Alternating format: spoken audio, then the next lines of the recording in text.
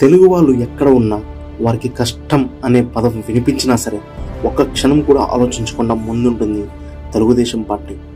ఎక్కడో విదేశాల్లో కష్టాల్లో ఉన్న వారికి కూడా ఏపీ మంత్రి నారా లోకేష్ భరోసా ఇచ్చారు.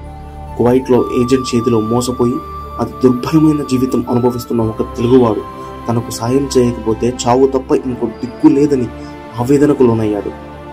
ఎవరైనా దయచేసి నన్ను అటు గడ్డకేయండి సార్, మీ కాళ్ళు పట్టుకుంటాను.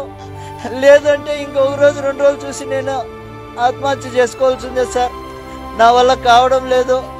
మీకు ఎవరికన్నా కానీ దయ ఉంటే నా పైన కొద్దిగా దయ చూపించండి. ఏడుస్తూ అతను చెబుతున్న ఒక వీడియో అందరికీ అది కేవలం ఒక వీడియోగా మాత్రమే కనిపించింది. కానీ నారా లోకేష్కి మాత్రం అందులో ఒక జీవితం కనిపించింది. అందుకే అది తన దృష్టికి వచ్చిన మరుక్షణమే మానవత్వంతో స్పందించారు. నీకు నేనున్నాను, అధైర్యపడద్దు అని అతనికి కొండంత ధైర్యాన్ని ఇచ్చి అతని కుటుంబం గురించి ఆరా తీశారు. కువైట్లోని అతని ఆచూకీ కనుక్కొని అతి త్వరలోనే అతన్ని మళ్ళీ ఆంధ్రప్రదేశ్లో అడుగు పెట్టేలా చేస్తానని మాట ఇచ్చారు. అతని కుటుంబానికి అండగా నిలిచారు మంత్రి నారా లోకేష్. తెలుగువారు ఎక్కడ ఏ కష్టంలో ఉన్నా స్పందిస్తున్న తన తండ్రికి నిజమైన వారసుడిగా నిలిచారు నాయకుడు లోకేష్.